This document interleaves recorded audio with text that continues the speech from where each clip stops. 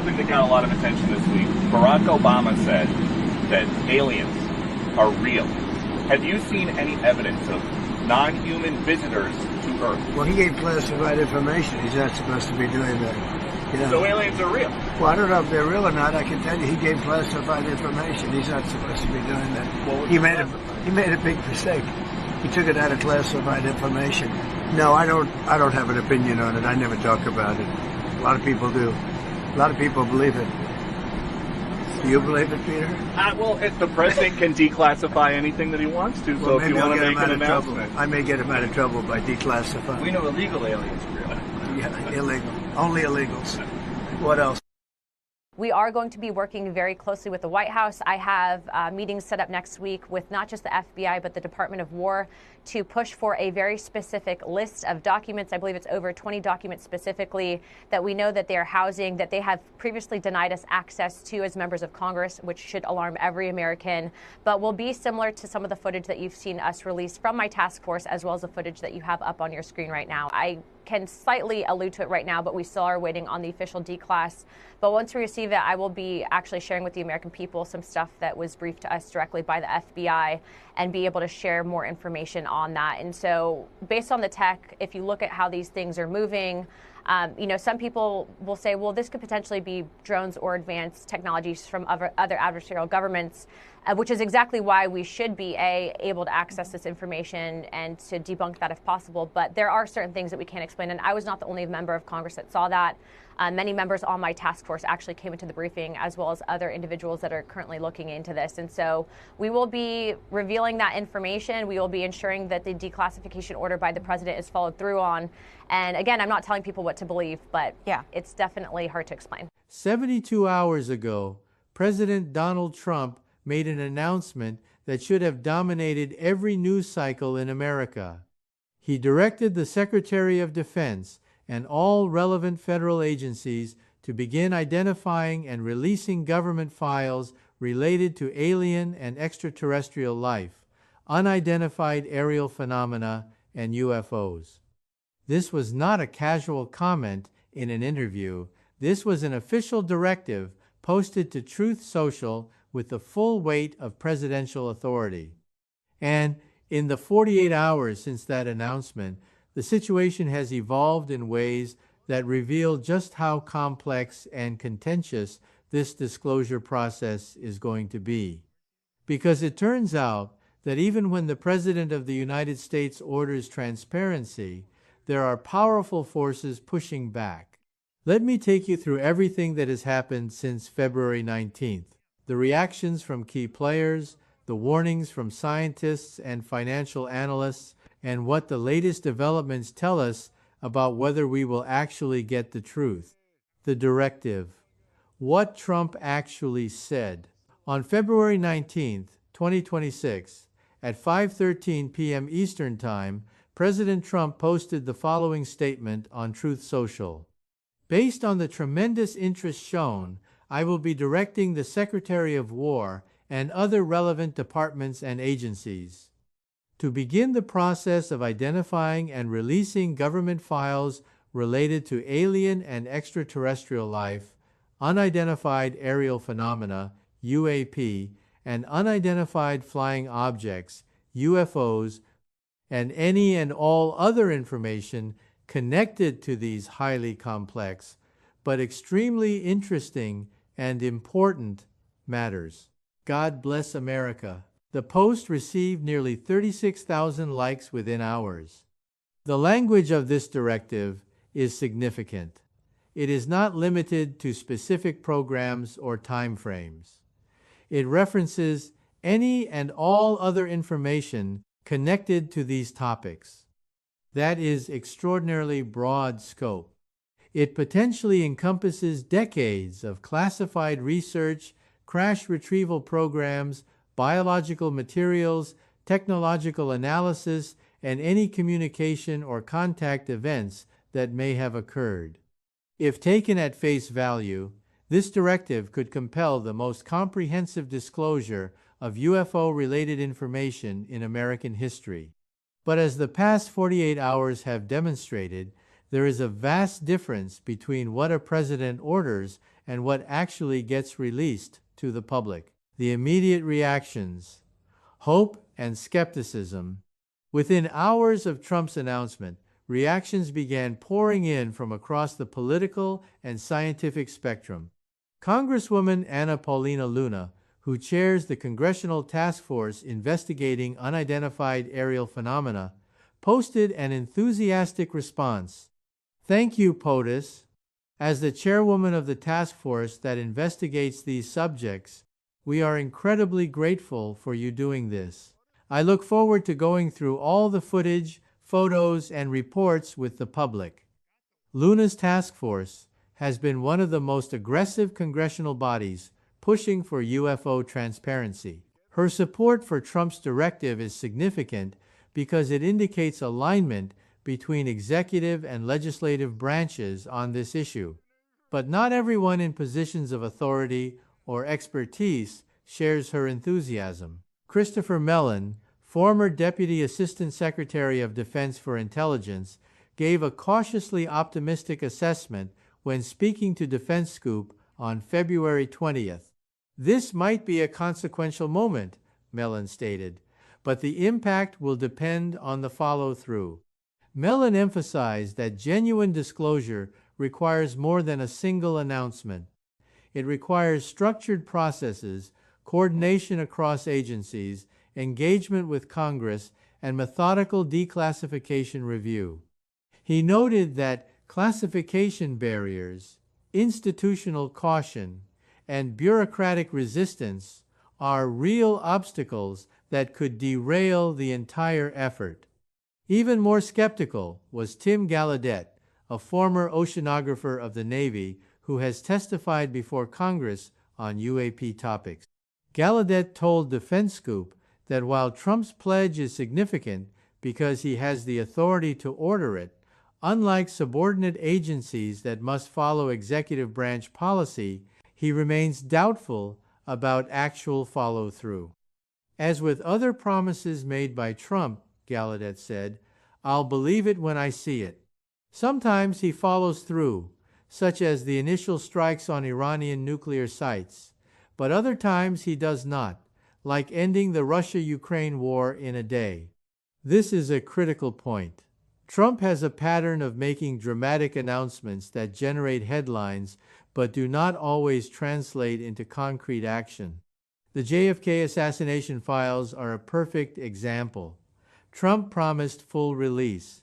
Some documents were released, but thousands of pages remain classified, with agencies successfully arguing for continued protection based on national security concerns. There is legitimate reason to question whether this UFO disclosure will be any different. The scientific pushback, Avi Loeb's warning. While some celebrated Trump's directive, others issued warnings about the dangers of uncontrolled information release. Professor Avi Loeb from Harvard, one of the most prominent scientists willing to publicly discuss the possibility of artificial interstellar objects and extraterrestrial technology, has taken a surprisingly cautious stance. In statements reported by USA Herald on February 21st, Loeb urged restraint over what Americans should actually see from declassified files. Loeb draws a distinction between intelligence agency concerns, which focus on identifying terrestrial adversarial technologies, and scientific concerns, which focus on potential non-human technological signatures. He argues that these are complementary missions, not overlapping ones. If classified materials reveal terrestrial adversarial technologies, advanced drones or aircraft developed by China or Russia, for example, that is, a defense and intelligence matter that may legitimately require continued classification to protect sources and methods. But if materials reveal evidence of non-human technology, that is a scientific matter that should be studied openly by the global research community. Loeb's position is that not all classified information should necessarily be released to the public, particularly if disclosure could compromise intelligence capabilities or reveal vulnerabilities in defense systems. This creates a fundamental tension. For many Americans, disclosure means full disclosure, complete transparency, no redactions, no filtered summaries. The phrase, identify and release government files, sounds like it means everything gets made public without restriction. But from a national security and scientific perspective, responsible disclosure requires careful review to separate information that can safely be released from information that genuinely needs protection. The question is who decides what falls into each category and whether that decision-making process will be trustworthy or will simply become another mechanism for hiding uncomfortable truths. The financial warning that came true. While politicians and scientists debated the merits of disclosure, financial analysts were sounding alarms about economic consequences. On January 19th, exactly 31 days before Trump's directive, USA Herald published an investigation featuring a warning from Helen McCaw, a former senior financial security analyst at the Bank of England. McCaw had sent a formal letter to Bank of England Governor Andrew Bailey urging contingency planning for the possibility of a confirmed authoritative U.S. government announcement related to alien or extraterrestrial intelligence. Her warning was stark. Such an announcement could trigger catastrophic market disruption within hours. At the time, most financial institutions treated this as a theoretical scenario, an interesting thought experiment, but not something requiring immediate preparation. 31 days later, Trump issued exactly the kind of directive McCaw had warned about. The clock is now running. McCaw's analysis was based on how markets respond to paradigm-shifting information that fundamentally alters assumptions about technology, resources, energy, and geopolitical power structures. If government files confirm that non-human intelligence exists and has visited Earth, if they reveal that we have recovered and studied advanced technologies, if they indicate that some nations have more access to this information than others, the implications cascade through every sector of the global economy. Energy markets could destabilize if advanced propulsion technologies are revealed. Defense contractors could face sudden obsolescence if materials science breakthroughs are disclosed. Currency valuations could shift if nations are suspected of holding technological advantages. Investment strategies based on assumptions about the limits of current technology would need immediate reassessment. McCaw's warning was not that markets would necessarily collapse. Her warning was that the uncertainty and information asymmetry created by partial disclosure could trigger volatility that existing financial systems are not designed to handle, and we are now in exactly that scenario. Trump has announced that files will be released, but we do not know when. We do not know what they will contain. We do not know how complete or redacted they will be. That uncertainty creates exactly the conditions McCaw identified as dangerous. Financial institutions now face a decision.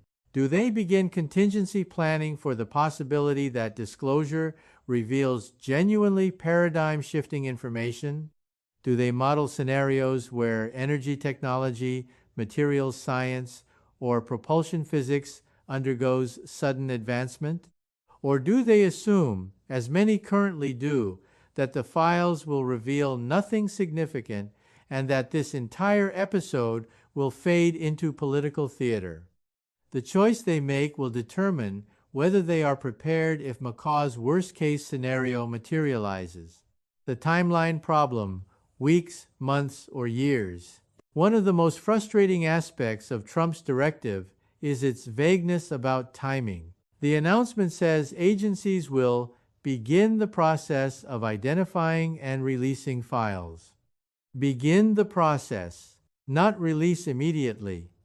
Not declassify by a specific date. begin a process that could take an indefinite amount of time. Multiple sources have now confirmed that the selection, review, declassification, and eventual release of materials could take weeks, months, or even years. Sean Kirkpatrick, who served as director of the All-Domain Anomaly Resolution Office under the Biden administration before stepping down, stated publicly that he expects any release will contain no new revelations. Kirkpatrick's AARO produced reports stating that extensive investigation of UFO sightings found no evidence of extraterrestrial technology, with most incidents having mundane explanations involving balloons, drones, birds, weather events, or airborne debris. If Kirkpatrick is correct, and the declassified files simply confirm what AARO has already stated publicly, then this entire disclosure effort will be a disappointment to those hoping for evidence of non-human intelligence. But there is a counter-argument. Whistleblowers like David Grush, who testified before Congress in July 2023, have alleged that the most sensitive programs related to crash retrieval and reverse engineering of non-human technology operate outside normal oversight channels. Grush claimed he provided Congress with classified information about covert programs that have retrieved craft of non-human origin along with biological materials. If Grush's allegations are accurate, then AARO may not have had access to the most significant information because it exists in compartmentalized programs that successfully evade standard intelligence oversight. In that scenario, Kirkpatrick's statement that he expects no new revelations could simply reflect the limits of what he was allowed to see, not the limits of what actually exists in classified files. This is the central problem with any disclosure process that relies on agencies reviewing their own files. The agencies most likely to possess the most sensitive information are also the agencies with the strongest institutional incentive to keep that information classified. They will argue that sources and methods must be protected, that adversaries could gain strategic advantage, that public release would compromise national security. And these arguments are not entirely without merit. There are legitimate reasons why some intelligence information needs protection.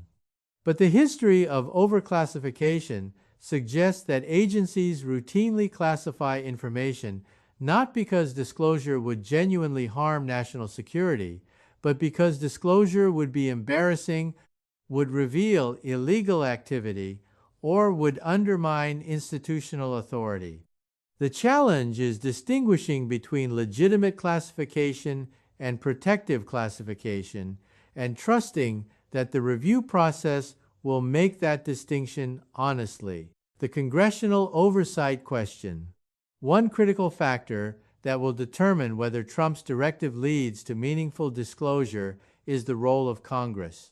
The House of Representatives has established a UAP task force chaired by Anna Paulina Luna specifically to investigate these phenomena and push for transparency. Multiple congressional hearings have been held over the past 4 years, featuring testimony from military personnel, intelligence officials, and whistleblowers. There is genuine bipartisan interest in this topic, which is unusual in the current polarized political environment.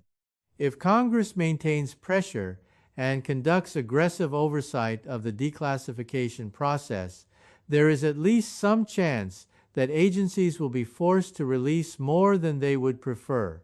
But Congress faces its own limitations. Classified information can be shared with congressional committees in closed-door briefings, but those committee members are then bound by classification rules that prevent them from discussing what they learned publicly. This creates a situation where elected representatives may know the truth but are legally prohibited from telling their constituents. Several members of Congress have made cryptic statements over the past year, suggesting they have been briefed on information they cannot discuss publicly, but that they found deeply concerning or surprising. If Trump's directive leads to declassification, some of that information held by Congress may finally be released, allowing public confirmation of what representatives have only been able to hint at. But again, this depends on agencies actually following through with substantive declassification rather than releasing carefully curated materials that reveal nothing significant. What happens in the next 30 days? Based on the structure of government declassification processes and statements from officials over the past 48 hours, here is what we should expect to see in the next 30 days if this effort is genuine. First, the Department of Defense should issue formal guidance to all relevant agencies and departments, specifying the scope of the review, the timeline for completion, and the criteria for determining what can be released. This guidance document, if it is issued, may itself be made public or may be classified. If it remains classified, that will be an early warning sign that transparency is not the actual priority. Second, agencies should begin internal reviews of their classified holdings related to UAP, UFO, and extraterrestrial topics. This process requires identifying relevant documents, assessing their classification level, determining whether declassification is feasible, and preparing materials for potential release. Third, interagency coordination should begin. The Department of Defense, intelligence agencies, NASA, Department of Energy, and potentially defense contractors operating under classified agreements all hold pieces of this information puzzle. Coordinating across these organizations is complex and time-consuming. If we do not see evidence of these initial steps within the next 30 days, that strongly suggests the directive is more political theater than genuine disclosure effort. If we do see these steps beginning, that indicates at least some institutional commitment to following through, though it still does not guarantee that meaningful information will ultimately be released. The 3I Atlas connection. There is one more element to this story that cannot be ignored. The timing of Trump's UFO disclosure directive coincides almost exactly with the final approach of 3I Atlas toward its March 16th encounter with Jupiter. We are now 24 days away from that encounter, which will definitively determine whether the interstellar object has propulsion capability and active trajectory control.